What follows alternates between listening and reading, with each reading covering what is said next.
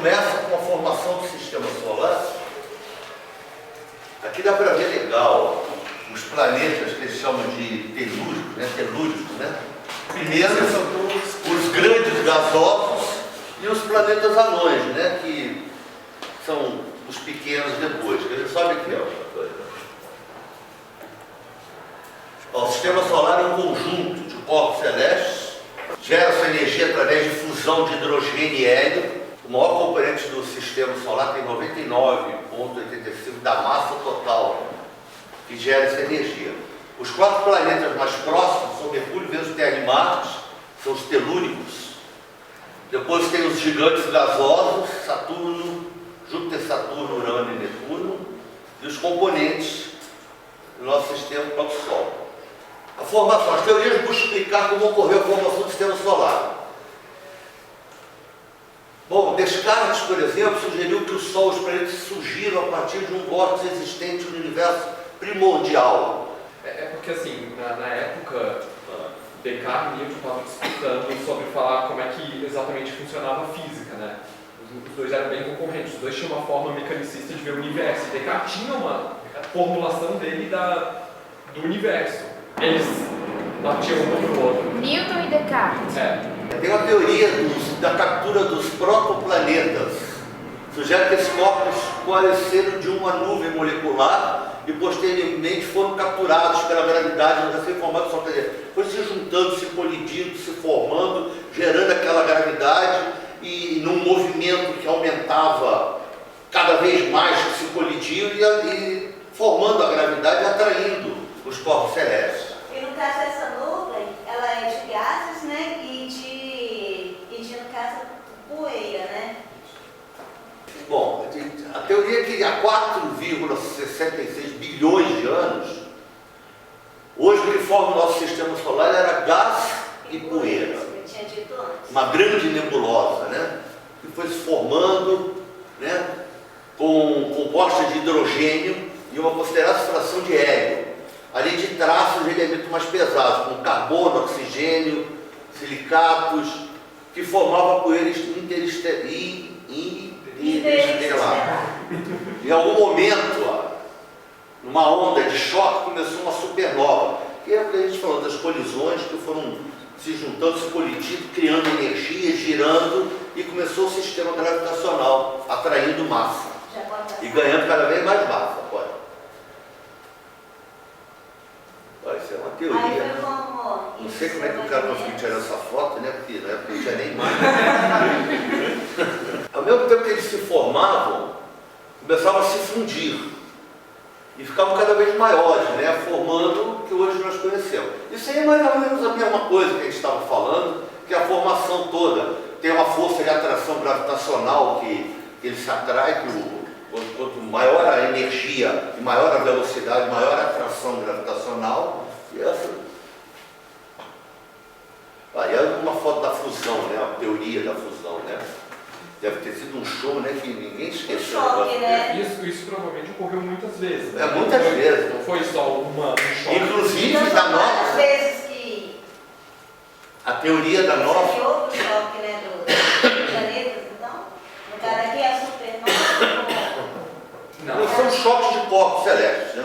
Isso, aqui é exatamente o que você está falando. Teve a formação, era uma coisa bem flutuada, era uma montanha de gás, coisas começaram a se unir meio que se aglutinando, então deve ter acontecido milhares de vezes coisas violentas dessa forma. E a gente tem uma teoria, por exemplo, nossa aqui, que a gente diz da extinção da espécie, né?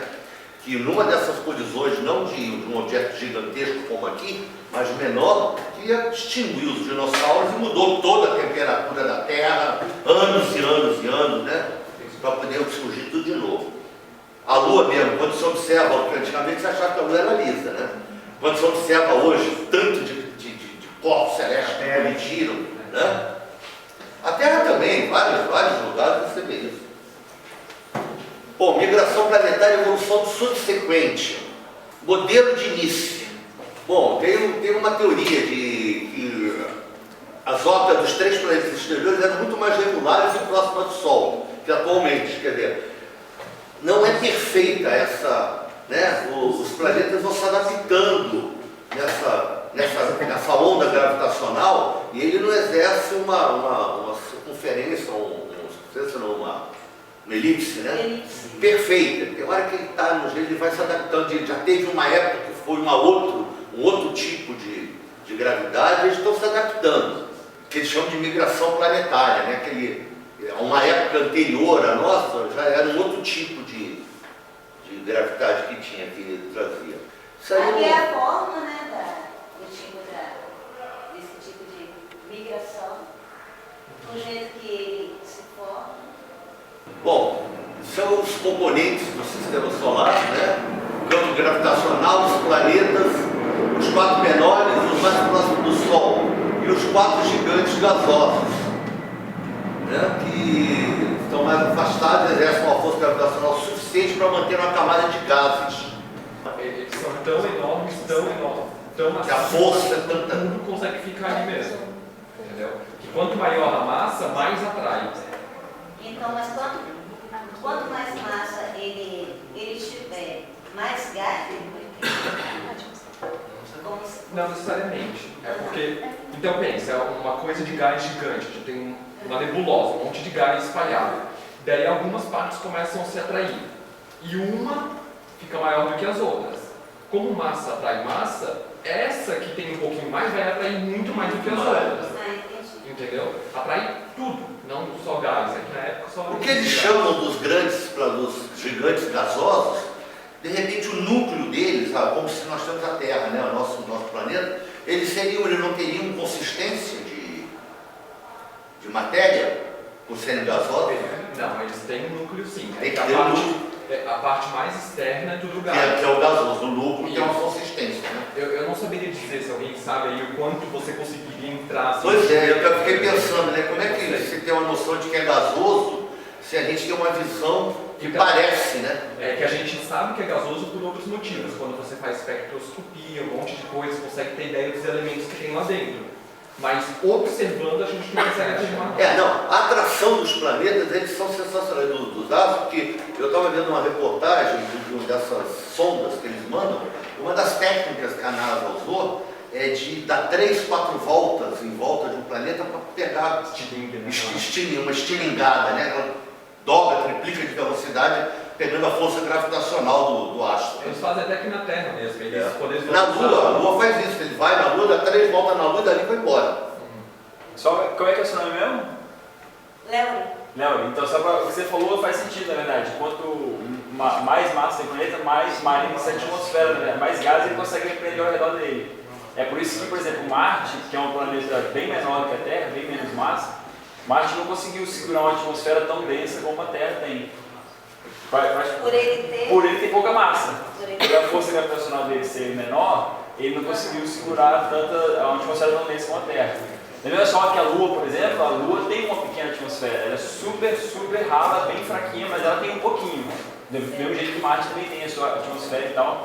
Mas geralmente a densidade da atmosfera, ela está mais ou menos diretamente ligada com a massa do planeta. Igual você falou, quanto mais massa, mais gás ele consegue reter. E seria possível, por exemplo, desses planetas gigantes gasosos, como eles têm uma massa muito grande, ter algum tipo de atmosfera que nós não conhecemos, né? Então, eles, na verdade, se você parar para pensar, a gente pode pensar que o núcleo dos planetas gasosos são rochosos, né, são sólidos, e tudo isso que a gente vê, no caso, é uma atmosfera. Seria o quê, né? Poderia ser uma atmosfera. Tipo, pela nossa definição, mais ou menos, a nossa definição de atmosfera é mais ou menos uma camada gasosa que ela é contínua, né? A atmosfera ela não tem um escudo assim que, pum, de repente acaba a atmosfera e começa o vácuo. Ela vai se rarefando cada vez mais rápido. E a estratosfera, né? A gente tem. Rarefazendo, assim, com a altura. Bom, o Sol, os componentes, fonte de energia do sistema solar, já falamos que constituído essencialmente por hidrogênio e hélio ionizados, né? Que dá a explosão, faz a fusão nuclear. Bom, esses são os planetas mais próximos, né? Marte, Terra, que tem presença de crostas sólidas, silicatos, ferro, são planetas rochosos, que são os mais próximos. Os gasosos é essa teoria que a gente estava conversando aqui, né? Que ele tem uma massa muito grande, atrai muito. Na verdade ainda é um mistério a ser solucionado. Por que os planetas E o que é aquele gás, né? só se formam tão mais distantes? Porque a gente já descobriu alguns sistemas solares fora outros sistemas, né, que existem planetas super massivos, gasosos, mais próximos da sua estrela. E um dos mistérios das perguntas, vamos dizer, por que o sistema solar é dessa forma, com essa distinção tão forte, né, entre a região de planetas rochosos e os planetas gasosos mais longe. Uma das coisas é o vento solar, por exemplo. Pois é, Quanto mais próximo do Sol, mais forte é a radiação, e o que a gente chama de vento solar é, no caso, a própria pressão de radiação que existe, né, que faz arrastar mais a atmosfera, e, vamos supor, limpa mais a atmosfera, joga para mais longe os gases. Então isso é uma possível explicação, mas a gente também já descobriu que existem planetas em outros sistemas que são bem massivos e são com bastante gás e mais perto do sistema. Eu vi um trabalho... Tem outros fatores aí que influenciam também. Eu vi um trabalho eles falando que se quer se achar um planeta que tenha vida parecida com a nossa, Sim. tem que se achar esse verso mais ou menos parecido com a Terra, com o Sol. Isso aí, quando for sobre astrobiologia, a gente vai falar bastante sobre isso aí. Porque são as condições climáticas, com o tanto de temperatura que recebe, essa ausência que ele sai do Sol, isso que traz o nosso tipo de vida, né? Chama zona habitável, né? Não quer dizer que em outro tipo, por exemplo, em Saturno, por exemplo, naquele sistema gasoso, não possa ter um tipo de vida que a gente não tem nem ideia de que seja. A questão dos planetas gasosos mais perto da estrela pode ser alguma coisa relacionada à gravidade mesmo do Sol, que corpos mais massivos assim, não são mais atraídos quanto mais... Não, mas é o contrário, justamente. É o contrário. No sistema solar, os massivos, os gasosos estão bem mais longe. Mais longe. Mas então, talvez seja porque os que eram mais perto já foram engolidos, não tem nada a ver, né? Porque o Vera por peso a teoria que o Vera por peso do elemento. Que os elementos mais pesados, igual você está na água. Você está na água, você tem elementos pesados, você faz um vórtice, eles vão para o meio. Sim. Então os elementos mais pesados que são sólidos, que é ferro, não sei o que, essas coisas teriam se aglutinado no meio. Mais próximo. E os gases mais fortes. Gases isso que eu li. Também isso é uma Só que quando você falou que os gasosos estavam perto da outra estrela, aí quebra isso. A ciência evolui, né? Nós estamos num universo em expansão. Nós não estamos parados ali, não, nós estamos viajando e girando em torno, né? Temos o nosso sistema gravitacional e estamos expandindo. Quer dizer, da onde veio para onde vai, né? Se essa expansão né? vai parar onde isso? Né? Mais ou menos. O Nobel de 3 anos atrás, 3 anos atrás, mostrou que o universo está em expansão infinita. É que assim, o universo está realmente em expansão. Só que não. A Terra não está se afastando do Sol. Não está. Não, é só as galáxias que estão mas se ainda afastando. Assim, galáxia sim, a gente está falando de coisa... Talvez nem galáxias, se a gente falasse de aglomerados de galáxia, dá de se observar isso. Que a expansão não acontece localmente, sabe? Ou é muito pouco. Em tese, o elétron está se afastando do núcleo, sim, mas é imperceptível. Então, esse movimento da galáxia, a nossa galáxia indo em direção a Andrômeda, não tem nada a ver com a expansão. É o movimento dela mesmo. É a atração de uma pela outra. Gravitacional das duas. Você vê, passa aí na frente, vamos ver se está. Siga a ordem cronológica de vocês. Essa é uma foto das fotos que a gente tem. É legal de ver. Aí vem falando sobre os planetas, entendeu? É legal naquela imagem, dá pra ver Marte, que tem as calotas polares, né? Vocês todo mundo. Volta aí. Porque o que eu estava falando do tamanho de Marte, né, em relação à Terra, como é que ele é bem menor e ele ainda até hoje ele tem calotas de gelo nos polos. Bom, aí vai passando, esses são os planetas, o que eles são feitos? Não, apresentem. Mercúrio, topografia de Mercúrio, com crateras de impacto de cadeias montanhosas, sinuosas, formada por concentração da crosta. Também Mercúrio. Vênus, né? O período de rotação é de 243 dias, né? É menos do que o nosso, quer dizer, ele está mais próximo, a translação dele é menor. O núcleo ferroso de Vênus é similar ao da Terra, não permite a existência de um campo magnético. A questão aí que está falando da rotação lenta, porque campo magnético é gerado com carga em movimento. Do Então, Polo Norte que você está falando, né? Não exatamente do Polo Norte. Geralmente o campo magnético da Terra, por exemplo, ele é originado pelo movimento do magma da Terra, né? está se mexendo, e a própria rotação, isso gera um campo magnético que as linhas saem do polo norte, vai para o polo sul, tipo assim. Eu não sei exatamente desse dado. Eles alegam que a rotação dele é muito mais lenta. Mas pode fazer sentido, De repente o campo magnético é menor por causa disso. O campo magnético mais fraco, pelo movimento mais lento das partículas carregadas ali dentro. Pode ser a própria composição do que tem no núcleo. A própria composição também. Eu não sei, acho isso. Ou seja, ele pode ter menos massa também? Ele é menos macio, Ele sem tem dúvida. menos massa, né? Porque Muito parecido com a Terra, Vênus. A massa do Vênus é bem parecida com a da Terra. É 0,75, Marte, 0,8. que de lá que vão vir os extraterrestres, segundo as teorias. Os marcianos. As calotas polares, você falou ali? Isso, é. As calotas polares. Características superficiais mutantes levantando suspeitas de possível existência de vida fora da Terra. Acho muito difícil, né? Pelo que os satélites já passaram, já viram, fotografaram, deveria já aparecer. Existe uma foto que tem Um rosto um rosto de Marte, né? Você já viu essa foto? já de um relevo que visto aqui da Terra parece que é um um rosto humano. Faz pouco tempo que a gente descobriu, né, que provavelmente existe água líquida em Marte, não assim bacias e rios, mas durante alguns processos é bem provável, porque existe vapor e existe gelo em Marte. Então, Em alguns períodos. em alguns momentos, alguns processos químicos de minerais lá, eles descobriram que determinados minerais só poderiam ser formados daquela forma ali, naquela temperatura, naquela pressão, se houvesse presença de água líquida, mesmo que seja a nível molecular. Então essa foi uma descoberta bem recente e que já deixa um pouco, a gente está falando de vida, a gente tem que lembrar que quando a gente fala vida no universo, vida em outros planetas, a gente não tem que pensar só em vida inteligente e comunicativa. Ou o nosso tipo de vida, né? E pensar em tipo de vida mais puro, mais microscópico, bactéria. Então, esse aí é uma boa pergunta. O que ela perguntou? Por que a atmosfera de Vênus é mais densa que a da Terra, sendo que ela tem uma massa um pouco menor até que a da Terra? Essa é uma boa pergunta. Isso é para mostrar os desafios que na astronomia então as coisas não são tão lineares assim. Mas será que Vênus é um pouco mais massivo que a Terra? Não, é menor, acho um pouco. É massa um pouco menor. No primeiro slide tem os tamanhos.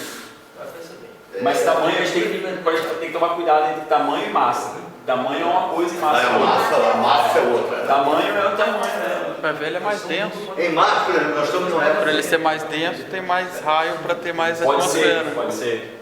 Isso aí é um problema de física que a gente resolve nos primeiros anos, assim, se o planeta for um pouco. Pode ser uma boa. Mas a gente pode conferir isso e discutir lá depois.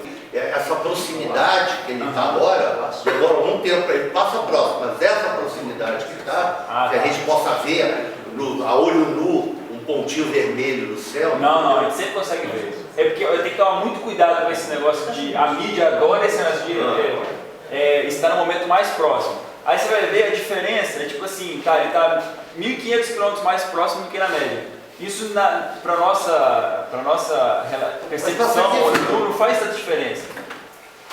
Bom, os gigantes são os gasosos, nós já falamos sobre eles, né? Constituem distintos dos telúrios, porque também recebem a vibração de planetas jovianos, formados por hidrogênio e hélio. Olha uma comparação mais ou menos do. Bom, aí pelo tamanho, não pela massa, né? Isso, é o tamanho. Tá vendo? Olha a diferença da Terra, ó.